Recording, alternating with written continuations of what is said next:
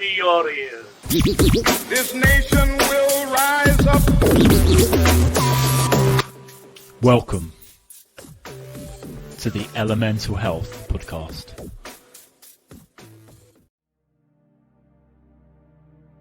Welcome back to the Elemental Health Podcast. I am your host, Nick Quinton, and I'm really excited to have you back. It's been a little bit of a hiatus given the pandemic and my decision to jump back on a frontline ambulance to do some help and try and kind of get back into the fold, which is kind of my nature, I guess, given my background as well. So I spent a bit of time in sort of clinical practice and interesting takeaways, which I think I'll condense down into another podcast where it's just me chatting about what's happened and what it's like kind of in the front line and what the pandemic has meant for me. But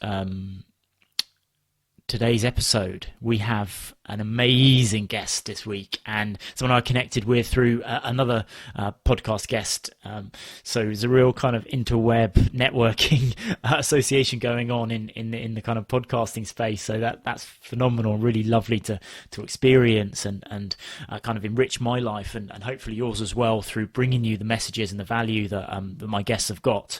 And that's happened really synergistically, and that's a word we use a lot in this podcast because today I have got the amazing Edward Troise, who is a coach living out in the States, and really kind of spent a lot of time putting a lot of thought into how he's developed as a human, his movement practice, and overcome some pretty huge challenges in terms of his physical health, physical fitness, injuries, and developed into a kind of an incredibly well-rounded individual, human, and coach as well. And his methodology, his kind of 4 steps to being a holistic coach that really understands the facets that are required to develop true health. And we dive really deeply into that, and we have a really amazing conversation. And he's kind of brought some amazing insight into my life as well. So you never really stop learning, and that's the journey for me in this podcast as well, is asking really interesting questions and meeting interesting people and challenging myself as well, my beliefs, and constantly trying to understand what's next, what's out there, what can I be knowing more about. Guys, without further ado, let's jump in on this podcast.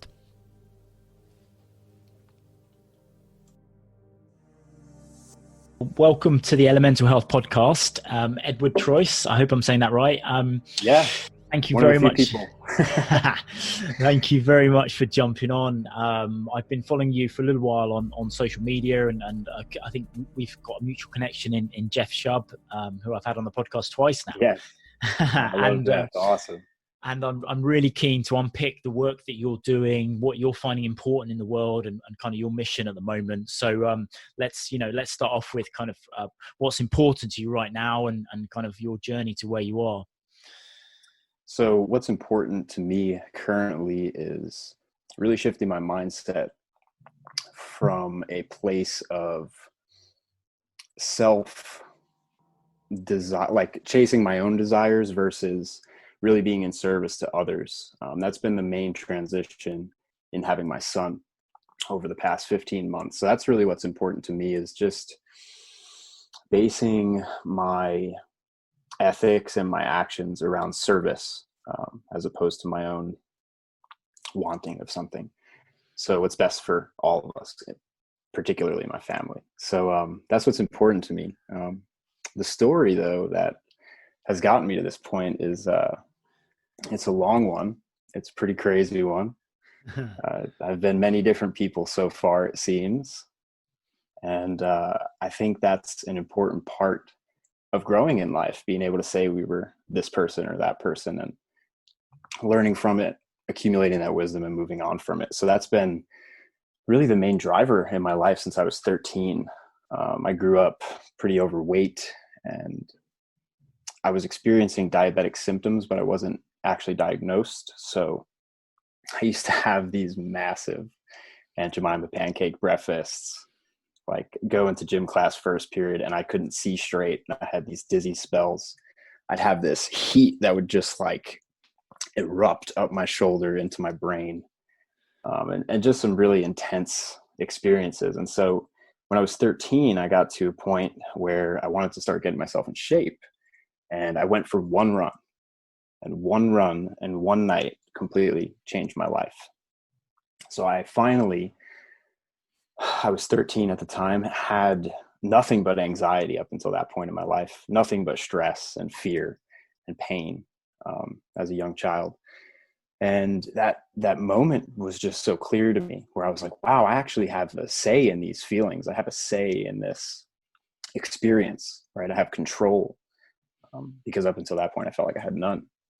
And that got me hooked. I got so hooked on running. Within like a month or two, all those symptoms went away. I was in the best shape of my life at that point. I started eliminating stuff that people maybe don't even think about until they're in their 30s when it comes to food. At 13 years old, I started cooking for myself. I started doing all these things, these, real foundational self-care habits. Started building from a young age. And, I was naive. And so I fell into a lot of traps. Along the way, I definitely experienced that like extremist yo-yo dieting kind of mindset. One extreme to the next, where, I was anorexic for a moment with those tendencies. And then I was gorging myself as a bodybuilder in my teens. So I fluctuated in 1 year, 100 pounds from dieting and bulking. So just really extreme, but it was really just because of how extreme my life was. It was extremely toxic. And so that was just a reflection of it. So by the time I was 19, I had been training for 14 to 19, about 5 years, with the intention of being a competitive bodybuilder on the like professional stage. So the steroid using stage. So young age, I was experimenting with that stuff as well, because that's what the mainstream shows us. That's what when someone first explores fitness, it's hard to find the good stuff, because you gotta dig for it. So I got caught up in that trap, and that wound up really messing my body up for a good year. But I think fortunately, because I was so young when I did it, I bounced back pretty resiliently. And it was for a short period of time, like right at the end, right as everything was crumbling down. That was when I went super extreme, and that led to a severe injury, which I dropped a 400-pound barbell on my left leg in a deadlifting accident. And so that crushed my quadriceps. It tore 2 centimeters off the tendon, and I was basically left unable to walk normally. So I had this whole identity wrapped up in the bodybuilding, and that got crushed, like in a split second, got crushed 2 weeks before my first competition that I was working all this time for. So that moment in time was really the pivotal moment of my health journey. That was where I realized, although I was pursuing what seemed like health and fitness, what was actually happening to me was clear that it was still unhealthy and very toxic. And so it's like, okay, what's the deeper component to this? Because I can't lift heavy anymore. Every single step that I take, I have to think about my left foot. And that wound up leading to about 5 years of severe compensation problems. So that's been a huge healing journey for me with the fitness. But yeah, so at 19, I had my life flipped upside down with that. There was a lot of other crazy, like family related stuff at that time as well. So life was just really crazy for me. And I eventually had to stop training. I tried to push my limits with my bum leg, basically. And that just was clear, like pain every day. Every workout, I leave the gym in just complete pain. And so one day I left, and for the first time in my life, I honestly like asked for help. I called out for help because I realized that I was really hurting myself. And that led down, some dark experiences with partying and, the New York City club scene and the craziness that comes with city nightlife. I grew up right outside New York City. You could probably relate in London. Yeah. And so, I got into that scene, and that kind of brought me out of my body. So I was in so much pain from all the training and the injuries, and I played sports my whole life growing up.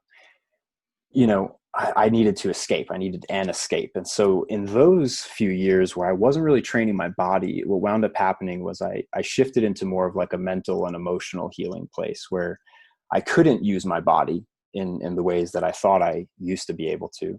And so I needed something else. And so that really shifted my energy. And so I started getting really creative, and I started making some house music and going to the music production school and stuff. And I found myself, but in a new way, basically. And that eventually led to be the thing that brought me back into my body, which now has everything integrated, because I went so deep into my body in my teen years, and then that rejected me out of it. Then I took a deep dive to balance it out. And now I've come back basically with mental, physical, and emotional intelligence from a lot of trauma and a lot of pain that I think a lot of people probably share at least some points of the story with it. And so the way that I interact with people is really just a way to understand their story better, and in a way that we could pick and be able to actually move past these points of trauma in healthy ways. Because I myself was using very toxic means of coping mechanisms, but along the way I feel like I found a ton of good healthy ones, and so that's really what I share. So that's basically to how I got to the mindset that I'm in.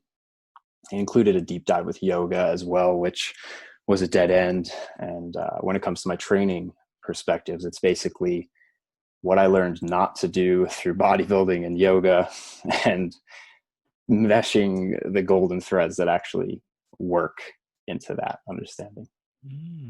Interesting. That's an awesome story, really is. And I think, it's funny, a lot of coaches I speak to have got a really interesting story and have had those kind of lulls, those lows, whether it be through injury or through this kind of a social setting or family background. And I think from my perspective, for sure, in order to be a good coach, you need to have done the inner work, absolutely vital to progressing through and being able to then share that with your clients and develop strategies that will work for them.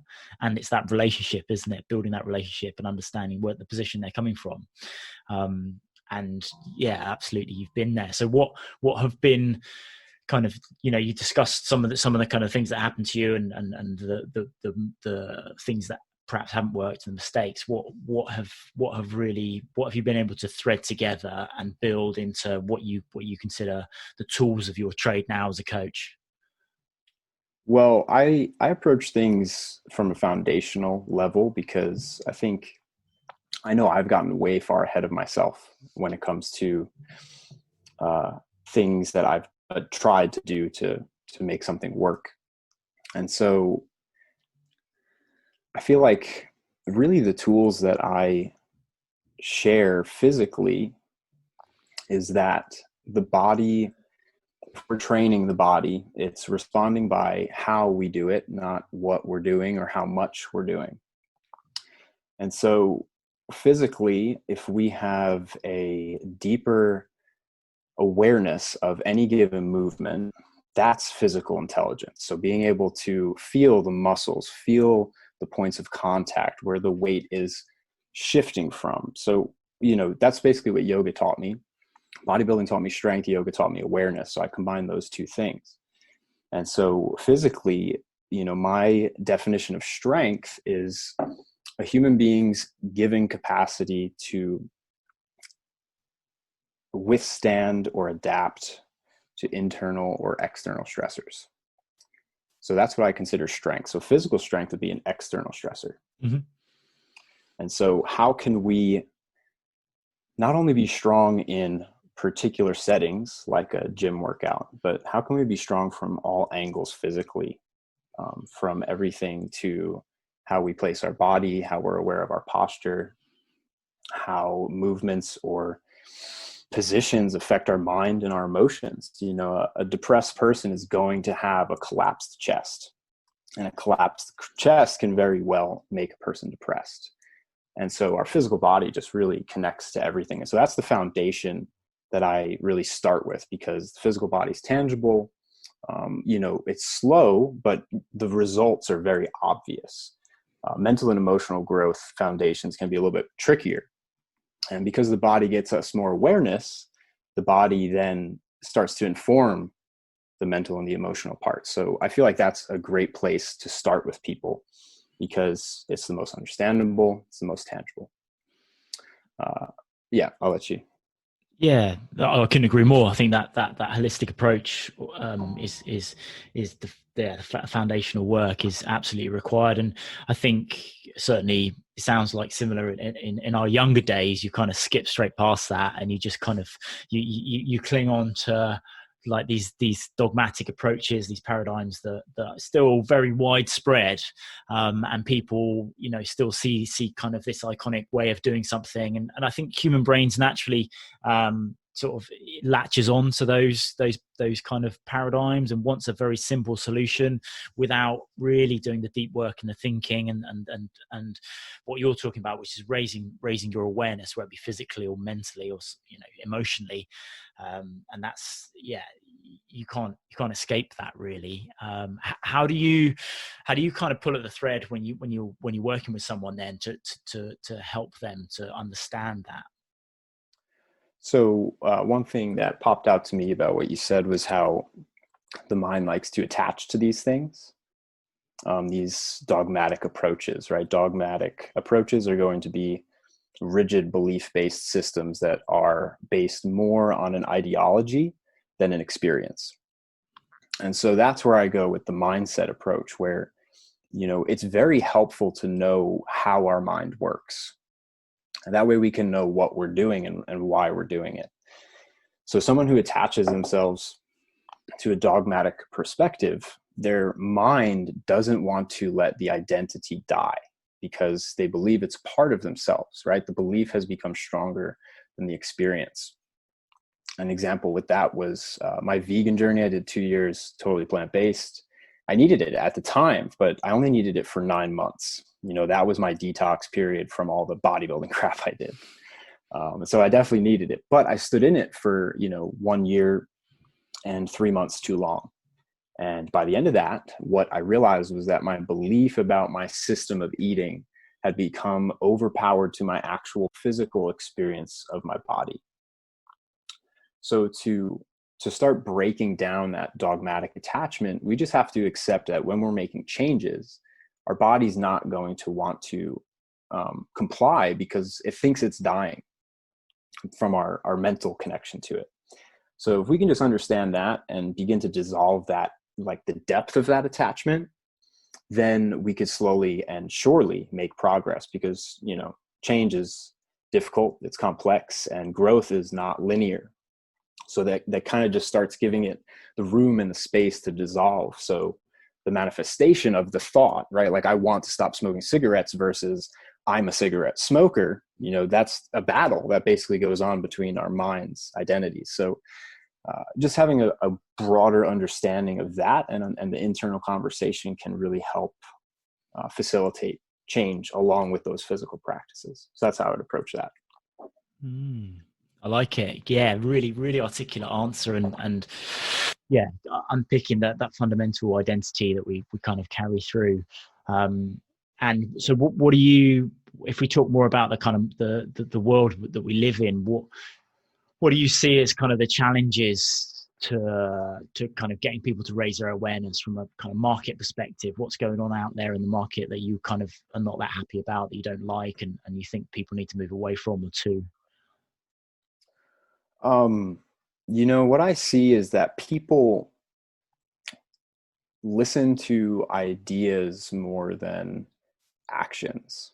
So, McDonald's, I'm loving it. Wendy's, always fresh, never frozen, right? So it's like everything is being marketed to us. Pharmaceutical commercials. Mm-hmm. They have a verbal word that is saying, this can cause this, that, X, Y, Z, blah, blah, blah, reactions. And then in the background, you have a completely different thing. You have a story of a happy grandpa holding his grandson. You have,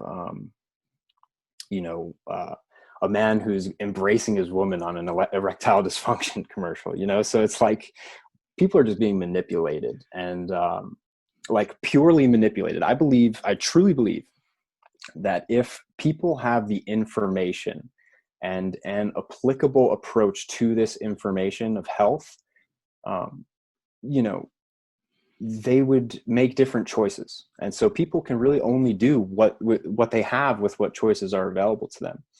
You know, it's a learning curve to discover new choices and to like make that a skill. But in the beginning, we can't really expect that that's how it's going to work, because in the beginning of any journey, we're naive. We don't know. So we just look around and find what works. But there's always help out there. And so that's really what I want to be to people. And so what I see is just misinformation that's being believed too deeply, that's being bought into too deeply. People go into GNC to lose weight, but they're not looking at the water they drink. They're not looking at their lifestyle. They're not looking at their stressors from work or from relationship or from family or from wherever it might be. So it's just this isolated, contained, misinformed approach to what we think health is as a culture, because of the way that we've been manipulated, really. And it's a big unlearning curve. But, you know, if we could just accept that we have been lied to, just like we can accept, hey, I'm going to have to die as a person, as who I think I am in my mind, to change, you know, then it's just easy. You could start, oh, McDonald's makes me feel like shit, but I'm loving it. Okay, maybe I should just stop there. Simple decision. You know, you don't have to go crazy, but just, again, introducing more awareness and allowing that to unfold organically in the client or the person that I'm speaking to, or whoever is listening to this right now. Yeah, and and threaded in there somewhere is kind of the trust issue, isn't it? So I think. Could you expand on that?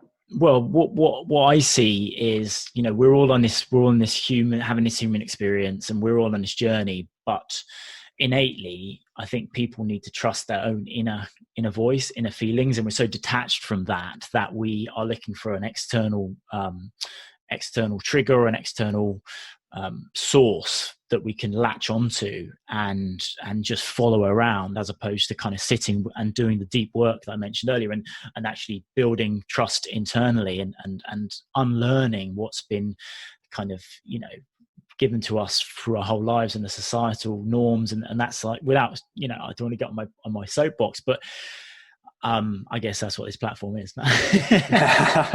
but for me, it's that trust, that internal trust. And I think it's a real challenge coming from a coaching perspective to say, okay, well, you know, a part of what we need to go through is you trusting in what I'm telling you around raising your own awareness. But a part of it is building your own trust and your own independence, and not kind of giving away your agency.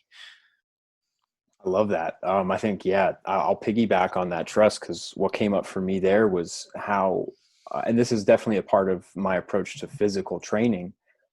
A lot of people don't trust their bodies because of what they've been told. And so that's like a fundamental issue that will translate into everything that's more complex than that. You know, let's take someone who is uncoordinated.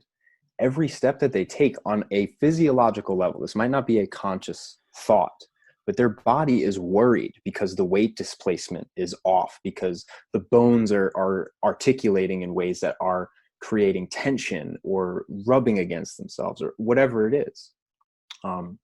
So I think trust is so huge. And if we could really trust our bodies, we could start moving them and using them in ways that create a deeper connection to it, where, you know, we can feel a little more balanced in our body. That means we can notice more balance around us. So just beginning with trusting ourselves, really. Yeah, like you were saying. Yeah, and it doesn't. The challenge, I think, and you know, that's where, you know, our voices, we need to put the work in in this space, is because the market forces it's not aligned to what's going on out on there. You can't market sitting and trusting your own voice and not buying into the next best thing, really. I think that's the biggest challenge that I see. Yeah. It's, you know, keep coming back for more. Exactly. Yeah. And we need you to keep coming back. So we're going to market it to you so you can do it. I heard a really interesting quote the other day that I'll probably butcher it now, but it was along the lines of, well, you know, if a pill makes you, if a pill can solve your illness, why do you need a repeat prescription? Yeah, or that's really with anything. For me, I from my injuries, I had all these back problems, all these hip problems and stuff. And yoga, this is my gripe with yoga, is that every day, like a prescription pill, I had to wake up and perform a certain amount of things or exercises or positions or breathing practices to get to zero, to get to start, to get to go. It was like this ongoing physical process of depleting myself and then feeling like I needed something to fix it. Just like that pill that someone would go to a pharmacy for. So that's been kind of my experience of that. Same thing with bodybuilding. Just repeating something that's not working is insanity. And tying it all back into the mindset, we have to pay more attention to our experience.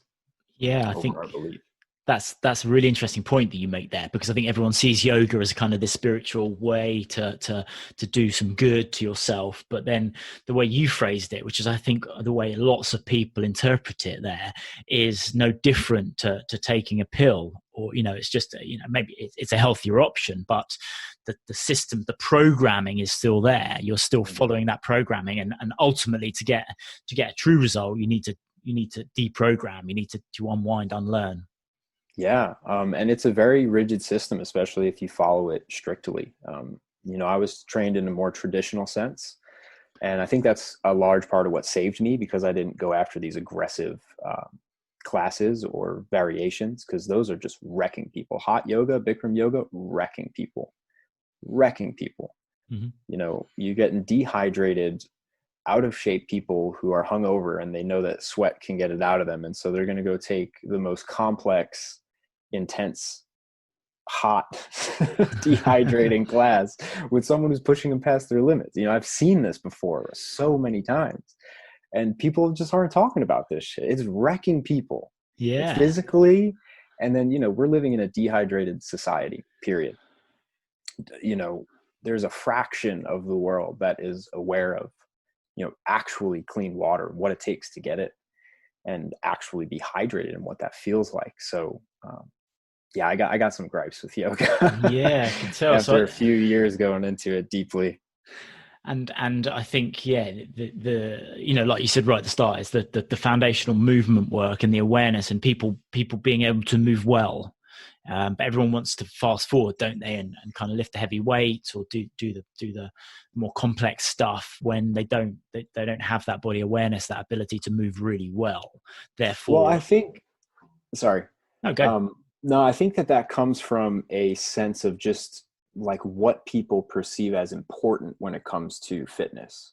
And so that's really what it looks like in the mirror for most people. So that's where like the awareness part of it actually isn't even a choice for them, because of the intention behind it.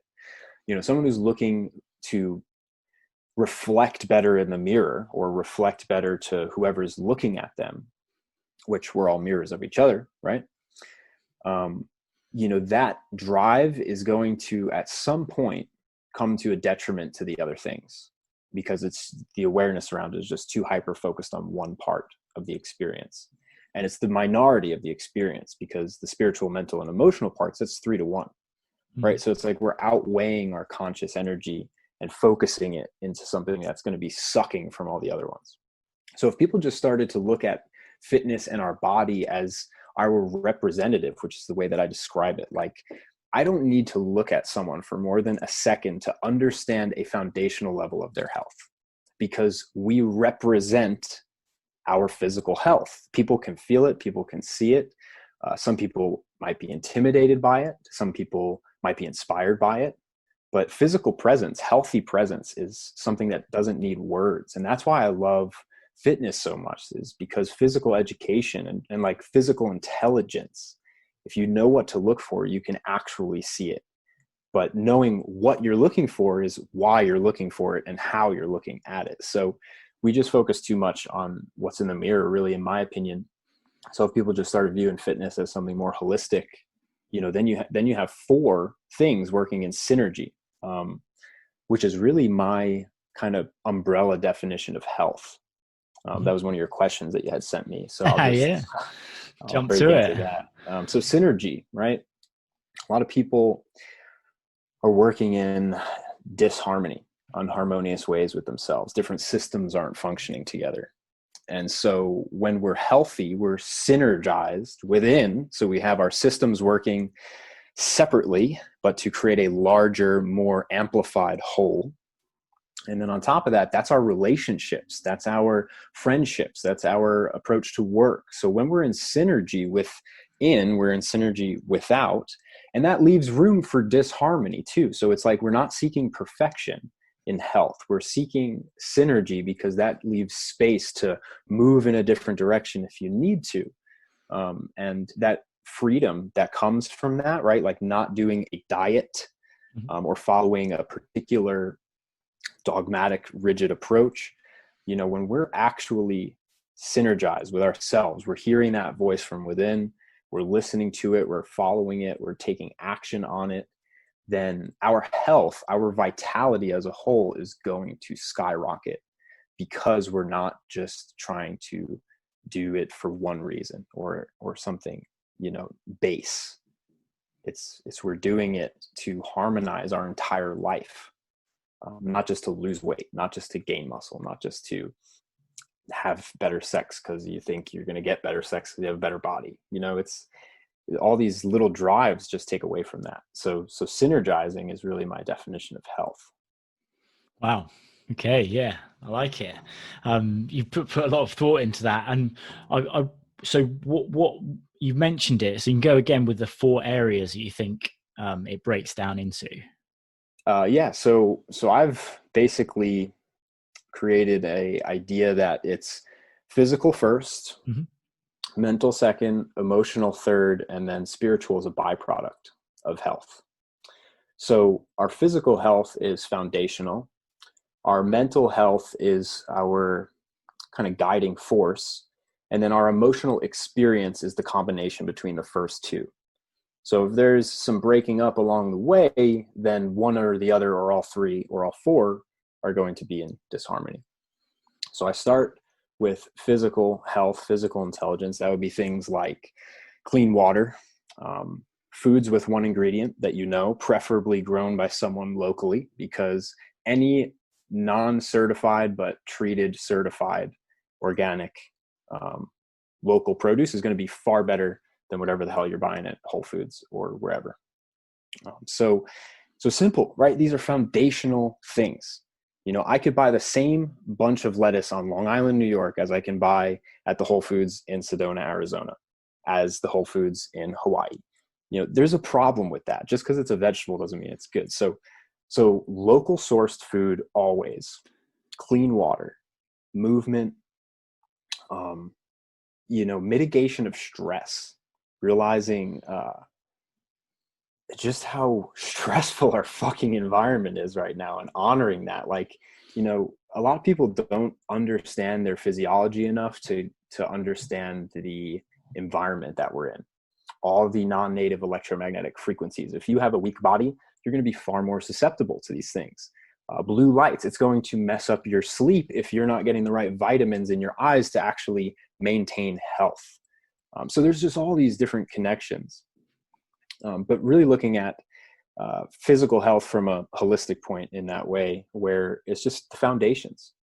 You know, it doesn't have to be complicated. We don't need a fucking study for one molecule that's based on one person's perspective of a funded agenda.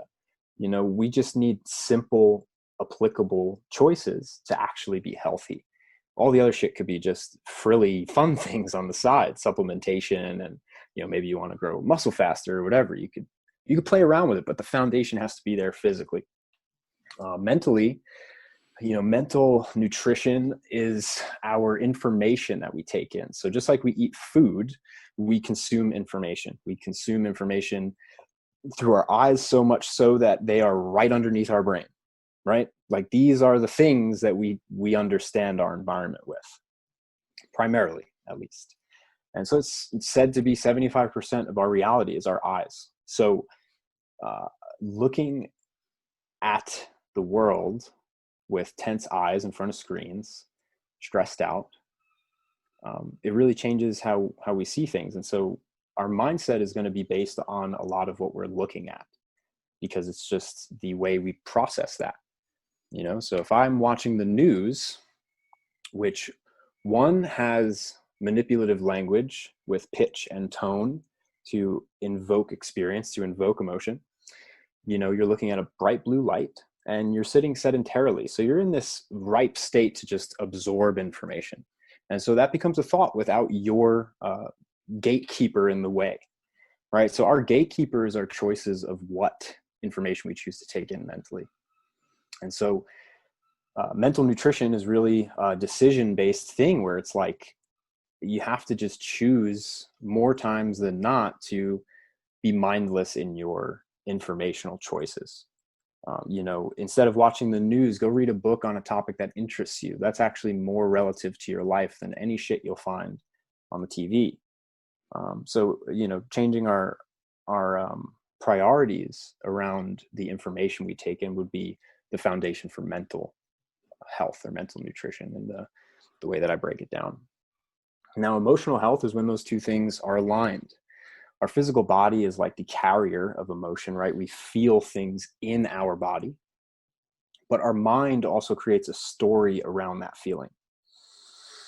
And so a perfect example, we can kind of tie this into some stuff I'd really love to talk about later, but that would be anger in men. So I feel like anger, for me, that's the emotion I know best. Me and anger, we have hung out for a long, long time, and we really know each other well. And so what I've discovered through that process is that anger for men would be a blanket emotion for different things that are sensations in their body, but the story that it creates in their mind is so confusing that it pisses them off, and it comes out as anger, comes out as frustration, comes out as aggressive, projective behavior. And the way we can start to mesh the two together so they start working synergistically is starting to feel into the actual sensation of something as opposed to the story it tells us. So to give a story about that, I would say that let's say let me try and word this good.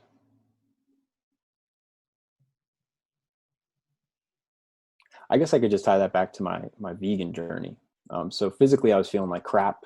Mentally, I was like, no, animals are bad. This is not okay with me. And so the story got mixed up. And so emotionally, I was a wreck. Basically, I was all over the place because those two things were so opposite of each other. So if you start aligning your physical body, if you start paying attention to the sensation of the body, so instead of saying I'm angry, you can say I'm feeling like my gut is being turned with a paint mixer. Like that's the feeling of anger. The story of anger is I'm pissed off at you, to your girlfriend or your wife or you know, friends, whatever it is. So what is the feeling that's coming up as opposed to the story that's coming up? So that's how we align physical and mental. Physical, the sensation; mental, the story. Align those two things to actually find some true emotional information and emotional intelligence. I love it. Yeah. Well, I think, the anger. I mean, we can dive straight into the anger stuff, and kind of maybe thread it back through to kind of being a dad. I'm a new dad as well, and how it all kind of builds into what happens forward when we look forward in our lives. But I think touching on what you're saying right at the end there, I'm the same, you know, anger and blame whenever things aren't going my way or things get in the way of what I want to achieve, however small it might be, around the house or much bigger things as well. It's kind of the same knee-jerk reaction. And there's so many layers to that, you know, so many, again, programming, conditioning layered to it. And you know, I guess there's a primordial security blanket there to kind of, you know, to responding to threats, but it just gets so confused in this web that you create this kind of mess. Yeah, and I think that we've also confused what an actual threat is in our modern world. And we perceive too many different things as threats when they're really just conversations that could be had instead. But again, that takes, a level of intelligence within your body to see that happening in the moment, because that's your least likely thing to do. So you have to like dissect, oh, this is what's happening as my knee-jerk reaction, like you said. And I know this knee-jerk reaction. So what's behind that? Behind that is the awareness for you to actually do something different. Even if that's as simple as like taking a shorter period of time to like recoil back to normal from that takeover kind of thing. So thank you for sharing that, because, I think one thing that men are really missing in their health is that camaraderie around sharing experience, and particularly in fatherhood, there's this kind of carry everything on my own shoulders mindset that can come along. And ever since we had my son, who's now about 15 months old, I've just noticed how important it is for me to have powerful connections with other men, and how nourishing that is to my mental health. So, mental health, to tie back into it, is also relational health, and how we interact with each other. And that brings healthy emotions, and that affects the body in a positive way. And then really spirituality, to kind of tie up those four pieces of my approach to holistic health. That's the byproduct of healthy relationships. We're relational beings. And so if we don't have healthy relations, then our spiritual nutrition is going to suffer. And the more we clean ourselves up, the cleaner those relations will become naturally, because we move towards what we are alike in a lot of ways. And so our spiritual nutrition is, as I said, a byproduct of mental, emotional, and physical intelligence.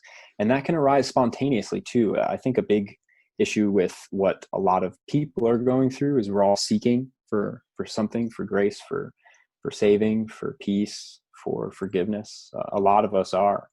And a lot of us have been raised in spiritual boxes, basically, whether that was a religion, or maybe whatever it was that maybe you didn't like, that your parents raised you with, like whatever it is, we all have this natural drive to connect to things. But my approach leaves that for freedom. Who am I to tell someone how to connect to God other than to connect to God? And whatever that is for them. So physical, mental, and emotional health are the foundation of that, whatever that's going to uniquely express as the individual that follows these kinds of approaches. Cool. And so going back to the thread that you wanted to talk about, so men's health and well-being, obviously it's a focus for us, and I think you're absolutely right. Having these sharing connections and understanding at a deeper level and making an emotional connection with another guy is something that I've been challenged with growing up. Very machismo view of the world, and seeking to be seen as a kind of alpha and kind of whatever that means, and not dealing with fear appropriately, I think is kind of in there in the mix in a big way. And then the outlet of anger as well. So kind of how do you see this fitting in? So what is it how is anger, which piece of the puzzle is anger, and how does it connect? You're saying which piece of the four parts of holistic health is it from? No. So how does it fit into kind of our as guys, our general health and well-being, and why is it a crutch that we're using? Okay. Yeah. I think we're using it because that's what we've been shown. For most men, you asked me the unique part about the 30s to 40s range of men. I would even include 20s into this. A lot of our fathers were from that kind of harsh war era of, sucking down your feelings, being stoic in an unhealthy way, in an apathetic way emotionally, like not stoic in a healthy way where you can really move through things from center, but in a way that you're just not present emotionally. You're not available emotionally. And you might notice this. Do you have a boy or a girl? Boy. Oh, okay. So yeah, we could definitely relate. How old is he? He's 8 months now. Oh, wow. So you're a little bit behind me. Very cool. Yeah. Awesome. Very cool. A lot of people say like that, like enjoy this time before they start walking. If you appreciate movement, you probably realize your son is like a beautiful case study of human evolution and how we should be moving. We don't have to teach our kids anything about movement. Um, Side note.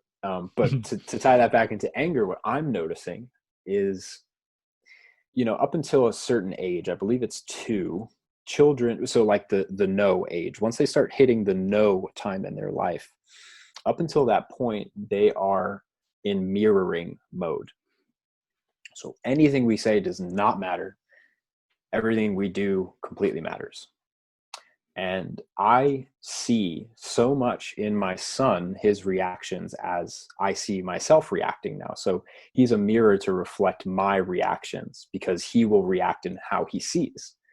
So that's a big mirror for me. And, I have done a ton of work with anger. Me 5 years ago would be, in my current situation as a new father and everything, a complete mess, like complete mess.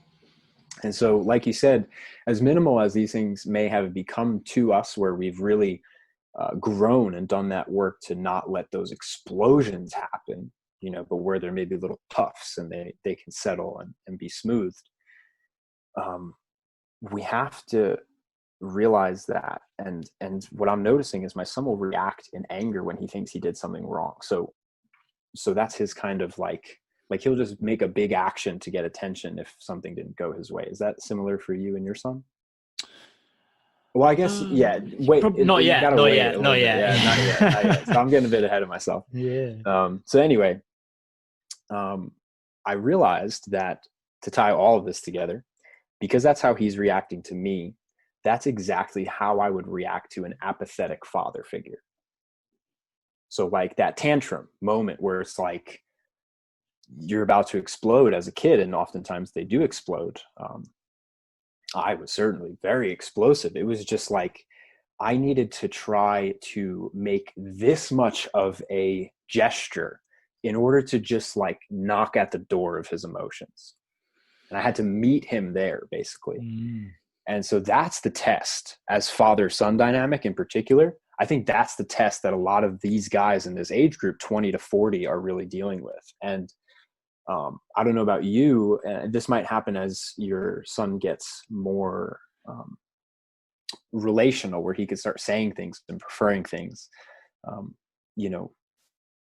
We might just realize that we are saying the things that our dads said to us in that exact moment of time.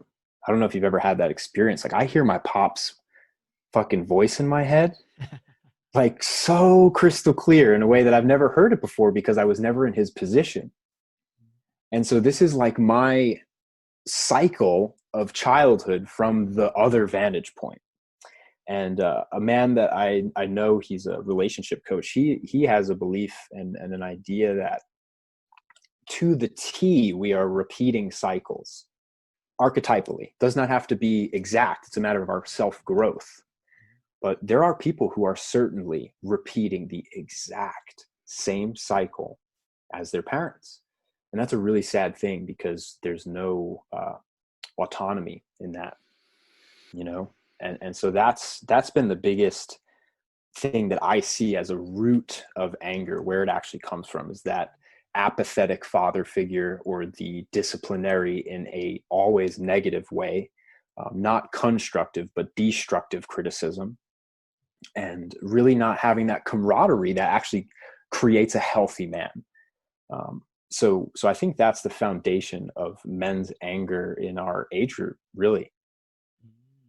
Wow. Okay, it's not something I've kind of pondered much, but yeah, I think it's interesting topic to get into, and I can relate completely in terms of kind of that. Well, I mean, my situation's sounds a little bit different. So I didn't have much of a father figure growing up. So I guess I was always had that gap to try and I think that's maybe why I had so much kind of pent up desire to be accepted in society as a man, as a true man, as an alpha, because of that gap there. But yeah, I think that and also it kind of feels like a physiological default. It's just like you go to response to everything is just to get angry and create that tension. Yeah, I could imagine that you not having a father figure would generate a lot of anger. And just, so what would you say, my question would be like, what became your father figure? What was that thing, other than the like what you would have received as being seen as that, but like what became that actual driver for you?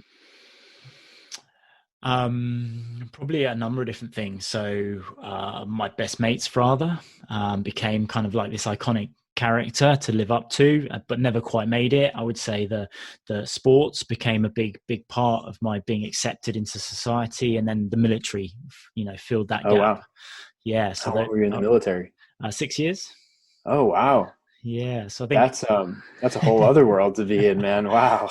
Yeah, but I mean, you get lots of people with these kind of quite interesting childhoods going in down that road because they want to seek this attachment, this association to something that they were lacking, and I really do see that a lot, for sure. Yeah, and it's also I think it really does attract a lot of the people who want to be of service to the world, and in a way that is that kind of masculine driver, like fight for something, like, so that definitely would attract that kind of thing.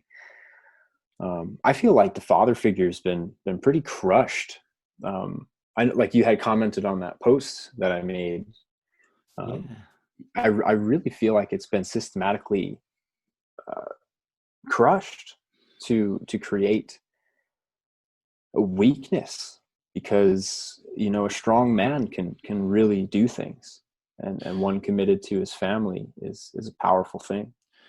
Yeah, I think we vilified a version of it that is the one you're talking about from maybe our fathers, and kind of this historic mythical kind of alpha or whatever it might be, and it's been vilified so much so that there's now a massive gap, which I think is what you're alluding to. Yeah, and I think our work in this time frame is to start melding those two, because one thing that I think is also probably an unpopular opinion about anger is that it's a healthy emotion. It is a healthy emotional response for a man to get angry. It's a large connection to their passion. I think angry men are some of the most passionate men if they were to channel that in a healthy way. And so not only have we vilified like that kind of toxic version of a father figure that's, like I was saying, hypercritical, intense, negative, judgmental, apathetic, we've also vilified the traits that are natural but just expressed in an unhealthy way through that figure. So anger is often either expressed or repressed, not like felt. Even like, just because we're expressing something does not mean we're feeling it. I think a lot of people, I know I was, are really disconnected to the actual sensation of it, which is why it just comes out as this projection. Yeah, and we're not good at, certainly guys, we're not good at making the connection with our emotions. They just fly through, and then you try and flip back to whatever was going on before, and there's no pause to actually say, what are these feelings, why are they coming up, and that process just doesn't happen in my experience. Yeah, I think we just haven't been educated in how to do so, really. We get taught what to think, not how to think. We get sold what to feel, not how to feel. So my approach is really about the how with people, because the how is always more important than the what. So how can I create that intelligence in a way that gives me that processing time in the moment, and that really takes body awareness, I think, because like I said, the sensation is in the body, and that disconnect where the processing doesn't happen. It goes straight from uncomfortable feeling to projected emotion. You know, there's none of that processing where it's like, this is uncomfortable, this is what I'm feeling, this is how it's affecting the people around me and the environment, and here's my action. You know, there's not that processing part of it. So how do we do that? We learn how to feel the thing. And feeling is physical, which means I can't tell you how to do it. I can show you how to do it. I can give you techniques on how to do it in your body, given a certain movement and a certain awareness. But that's where I think that's where the gap is. Yeah, I think you're bang on the money, Edward. You really are. And I'm so many questions are flowing off, and feel like we're going on a bit of a tangent. I just want to bring it back to kind of try and circle back round to fit health and fitness, specifically with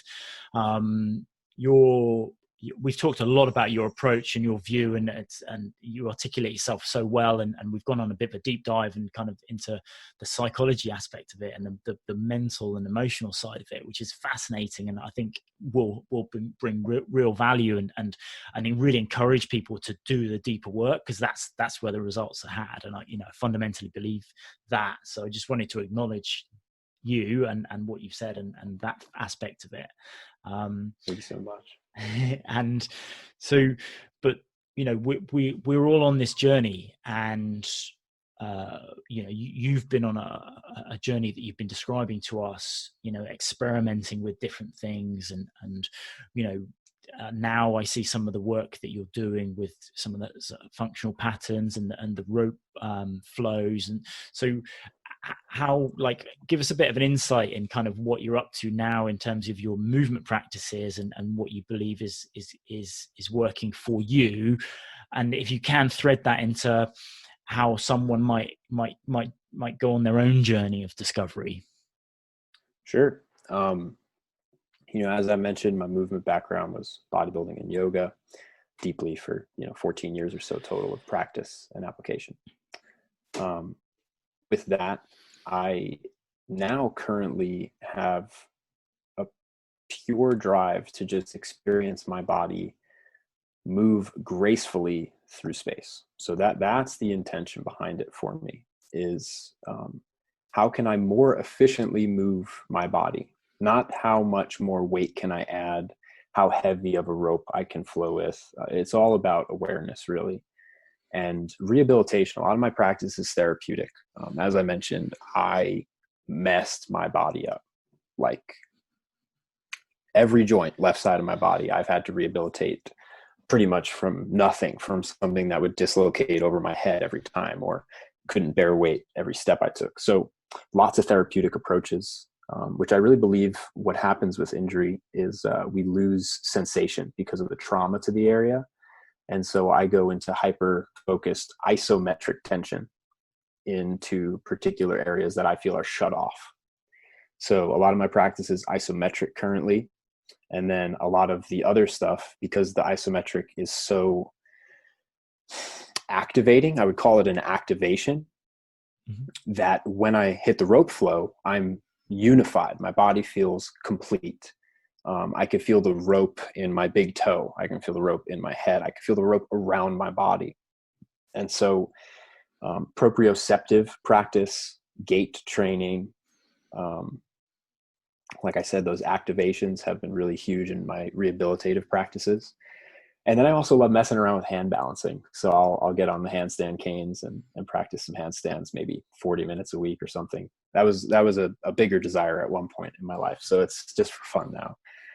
But I would say 90% of my programming for myself is really just in a strengthening therapeutic lens through those modalities I described. Cool. And what advice would you give someone on their own journey as to how to kind of where to start and what to experiment with? And drop every belief that you have about what you're doing and actually feel into your body. Is there pain? Is there inflammation? Is there some kind of a reaction that it doesn't sit right with you or doesn't feel good with you? And if that is the case, if you're feeling some kind of a regression of energy, a regression of sensation or feeling, if it's leaving you more numb or more pain, then open yourself up to just move your body in a way that feels good. So without any thought, without any program, without any instruction, just close your eyes and move your body on the floor in a standing position. Find whatever you need to feel. So from wherever you're starting at, it's really just bringing a more awareness into your body to see where you're at. So take your work out and turn it into a work in, and even if that means you want to continue what you're doing currently, like if you want to keep doing conventional training, go ahead, but make it more of a work in. See how it feels when you don't push after numbers or results and you push after sensation, and your movement approach becomes more sensation oriented as opposed to results oriented, or what it's perceived as. So that main switch, either through your own freedom of movement, like I was mentioning, through a brand new patterning or a brand new thing that you've never tried, like whatever it is, just seek more awareness and change it up. Changing it up is simple. It's simple. You can find it out there. You just got to believe that it might work for you. Like, so don't just not try it because it's new or it doesn't make sense to you. It might be exactly what you need. And that's really just what it's been for me, is progressively just figuring it out. Doesn't work, dead end, make a turn, figure it out, doesn't work, dead end. And so just constant refinement until you actually find what works for you. And so I like to provide shortcuts for people with that. And so that's where, one-on-one coaching with me and things like that has been my main focus lately. Yeah, I'm sure you, I can only imagine you add massive value to the guys that work with you based on this conversation and everything that I've seen you do on your Instagram. Thank you very much. And everything else. And you've got your own podcast that you've recently launched, I believe. Yeah, I started it and then it kind of fell off for a little bit, and now I'm just doing it at my own pace. As you know, time as a new dad is quite slim, and sometimes spent much more doing for others than maybe for ourselves. So yeah, I'm just going at it with my own pace with that. Yeah, I'm finding that, like, best laid plans of mice and men. You might have a plan to do something, and in either things get in the way, or you're so tired that your brain's just not working, and therefore you've got to adapt really and kind of work out what's gonna work for you. Yeah, totally. It's a big learning process for sure. Cool. My final question, Edward. What are you excited about now? Where to next for you? Oh, I actually, all of this is in divine timing, Nick. You are a huge affirmation to a lot of the work that I've been doing. So I want to take a moment to just thank you very much, and super grateful for you bringing me on and seeing me. So thank you for that, Nick. Some exciting things that I would love to share is that me and a good brother of mine from New York, who has been into men's work for quite some time, a few years now, we're launching a 12-week Modern Man Mastermind course. Starts September 1st. Enrollment will begin this Friday. And that's going to be an amazing course. It's really just designed to teach men of our time in our situations the physical, mental, and emotional intelligence that helps us thrive, gets us to that place of autonomy and strength from within, so we could be the modern man, really holding integral value in our society, in our families, in our relationships. Cool. Sounds really exciting. Yeah. And then the rope thing, I'm coming out with a rope flow foundations course, because that is essentially the foundation of all of my physical training for myself and also clients. So that's like, you're working with me, you're getting a rope between your hands. So I'm creating an online course for that as well. And then just being a dad, man, watching my son grow every day astounds me. It excites me. It challenges me in ways that make me a much better human being. So I'm excited every day to just see him and be with him and my fiance and my family. Wicked. That's fantastic. And why what is it about the rope flow that's the cornerstone of your practice? So for me, in the 15 years of training that I've been in and pursued deeply in whatever I was doing, the rope is a patterning device. And that's super important because a lot of us are functioning on very painful, dysfunctional patterns that our body is used to moving in. Mm-hmm. So ways that would promote people being out of balance, ways that would promote spines to be in pain, which causes organs to be in pain, which causes emotions to be in pain. So the rope is a reset button, basically, for the body. And the reason being, I'll break it down into 2 reasons. So if we think about our hands, they're open circuits, I call them.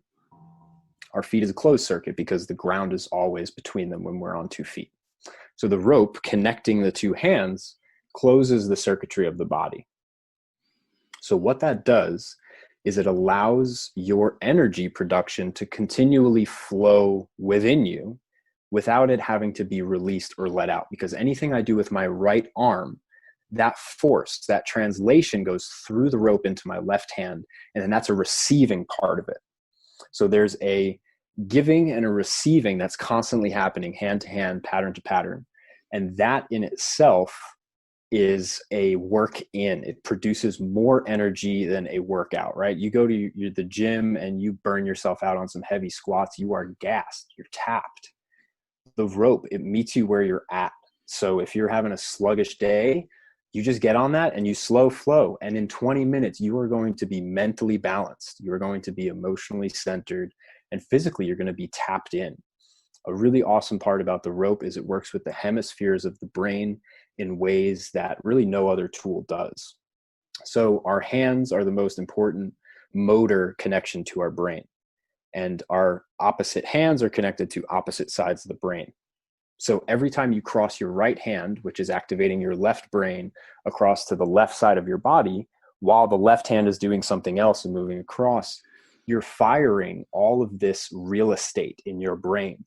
And you're saying left hemisphere, right hemisphere, left hand, right hand, left hand, right hand, left twist, right twist, up, down. So it's creating this very harmonious back and forth connection between the hemispheres of the brain, which produces a natural flow state, a natural meditative state, and those places where you can really just like get insights, get downloads, all while repatterning your nervous system to walk better, move better, run better, sit up better, lay down on the floor better. And it teaches your body rhythm with movement too. So it's just this multi-dimensional tool that's so fucking simple, like so simple.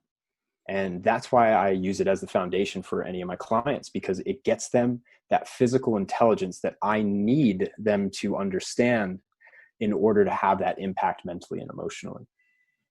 Boom. I love it. Yeah. You better sign me up. I'm sold. And yeah, it makes so much sense. And the work-in concept I've heard from Paul Chek and the yes, that's where I found it from. He's been a big inspiration, certainly.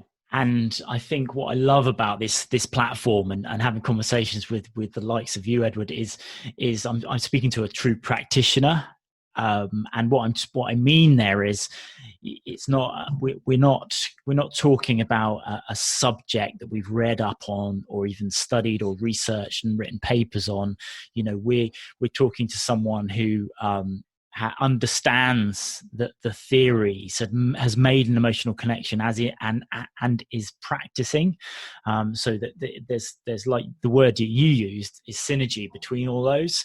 And I think that is, for me, there is such a discourse coming from a clinical background as well, such a discourse in the healthcare system between this doctor expert conundrum that we've created, this circular system where, you know, we're relying on science to produce answers to questions, and then we get caught in this theoretical loop and we just don't have enough practitioners in the world.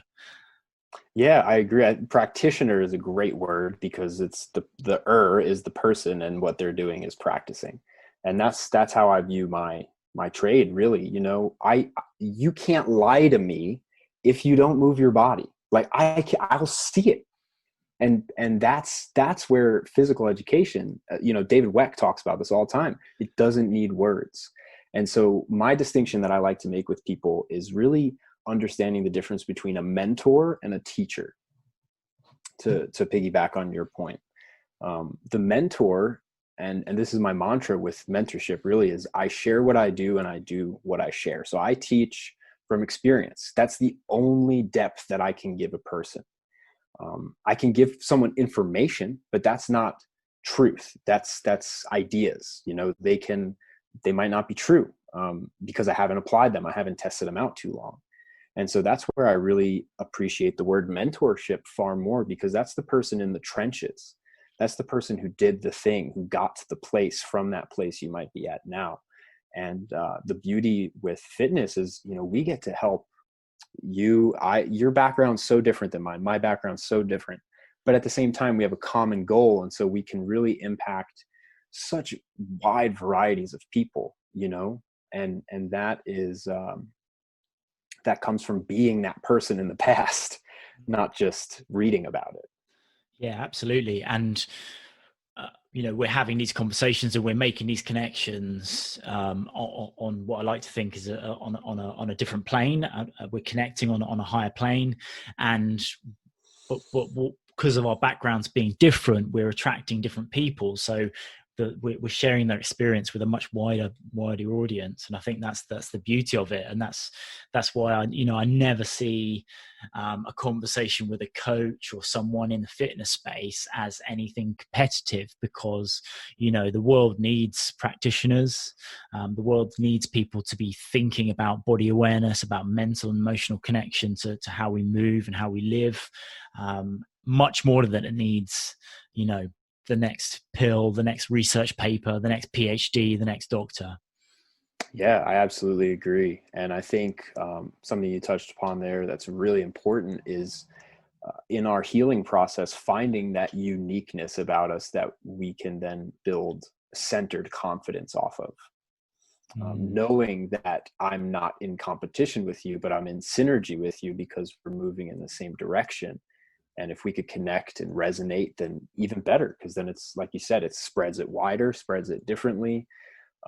You know, I don't expect everyone to agree with me. I hope people don't agree with me, because that means they're thinking for themselves. And so that's really what I appreciate. And that's what I try and do, particularly with coaching, because, you know, I, at some point, don't want you to be my client anymore. I don't want to be the prescription. Exactly. You know, yeah. I want to really share the tools that will actually give you, the person seeking this thing, the tools to just do the self-discovery, because that's the beauty in it. Not following anything farther than it's less you than more you. You know, so like we're all going to buy into different things. We're all going to figure it out. I'm inspired by so many different people, and I try it, but I'll just let it fade to the side if it's no longer working for me. So learning that process, you know, being okay with detaching and just being okay with being unique, being okay with changing, being okay with being something that you've never been before, because that's the only way you're going to get to that place. Edward, first time I've ever spoken to you, and it feels like I love this. It feels like I've known you for 20 years, man. It really does. I love it. Yeah, I've been finding, you know, I actually tuned into one of your podcasts. I think it was the Foot Collective guy, Nick, I think is his name. And you were saying how just how beautiful the connections can really become over the internet. And I think it's because we're both on that wavelength of just sharing and service, and it's a beautiful thing to connect on. And my favorite part about podcasting, actually, Nick, is doing this, is seeing someone from afar, feeling it out, inviting them on, and then maybe it's the first time we've ever spoken. I'm challenged to keep a conversation going and make it interesting and pull stuff out. You know, it's a growth edge for me, and so that's actually a large reason why I do my podcasting too. Me too. And that's awesome. Exactly the same for me. And I've never been that comfortable with public speaking, but you know, I'm driven to to get my message out there, and that means I have to overcome these barriers. And I also think there's a massive element of growth in there, and ability to kind of to be that version of myself that I want to be, and getting my message out there, and overcoming these challenges, these kind of little narratives inside these stories we tell ourselves around, oh, I can't do this, I can't do that, and putting it aside. So it's exactly what you're saying. It's a wicked way to kind of push yourself, because you don't know how the conversation is going to go. There's a lot of uncertainty, and it is a challenge. Yeah, it's cool. Yeah, man. Those emotions, those feelings that come up of nervousness or excitement or whatever it is, like I was saying, those are the things that I'm like, oh, I'm alive today. I'm being challenged today. I'm doing something out of my norm, which means I'm growing. So feeling that embracement of those feelings and not running away from them, that's where people who really are living their passion, they're having fun.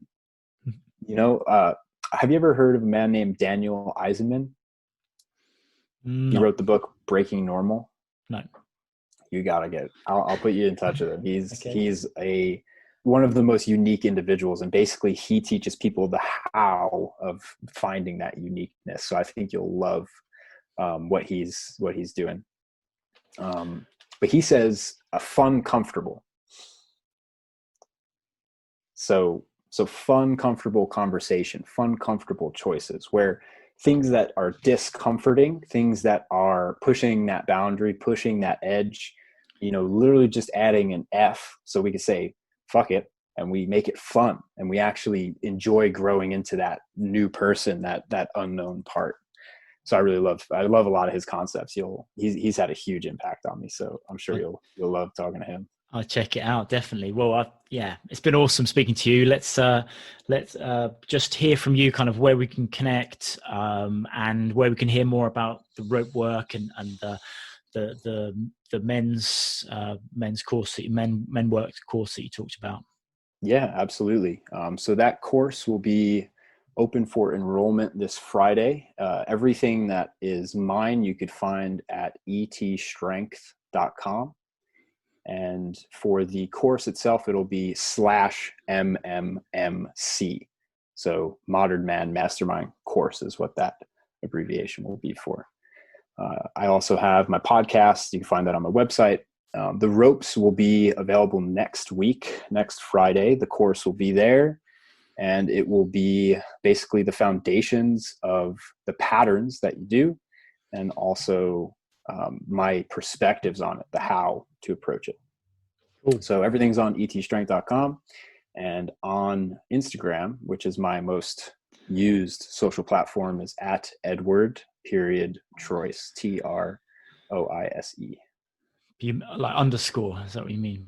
No, dot. No, it's actually a dot. Dot. Yeah, sorry. No, it's okay. So you for a podcaster, you screwed up the evergreen aspect of the podcast. But just so everyone knows, so you're talking about the 17th of July, 2020 is when the enrollment will go through for the mastermind. Yeah. Yes. Cool. That is. I don't have my calendar in front of me. That's cool. Friday 17th for anyone that's listening. If that date is now and you're listening to this in sequence, then crack on and get some more information about Edward's course. I know it's going to be awesome. Yes, Friday the 17th of July. Thank you for that. I appreciate that. No worries. I really appreciate that. Right. Edward, it's been a blessing to have this conversation. It really has. I feel super energized and awesome. And like so many good podcasters, you kind of, the way you articulate yourself is incredible, and you've got me really thinking about lots of different things. I've got a page of notes to go awesome. I'm so happy. And I will hopefully get you on for round 2, and we'll deep dive into any other aspects that you're kind of clearly a practitioner and an authority on. But yeah, thank you very much, Edward. Yeah, thank you so much. I look forward to meeting you on the other side of growth for the next time. Awesome, man. Thank you very much.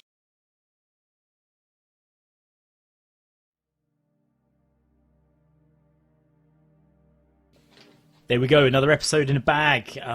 That was a really wild ride for me, chatting through with Edward about all the components that you guys heard about there already. And yeah, if you haven't got spinning, if your head's not spinning and got you questioning kind of what you're up to and what you're thinking about, then clearly we're on a different page. But yeah, my head is reeling, and I'm really intrigued to kind of go and look in more and really think more about that conversation and kind of dive deeper, as is my kind of journey through health and fitness. Guys, I really appreciate you listening and tuning in and subscribing. So please leave us a review on iTunes or whatever app you're using to listen to this. It is greatly appreciated, and that's kind of the reciprocation that I would really value in terms of the effort that I've gone to put this together. So thank you very much for all your support, and please give us some feedback. Let us know who you want on and what topics you want me to go over and chat about, and what's important to you, and how I can add more value. It's been awesome delivering this to you so far, and I'm going to continue, so don't worry about that. I will see you on the next one.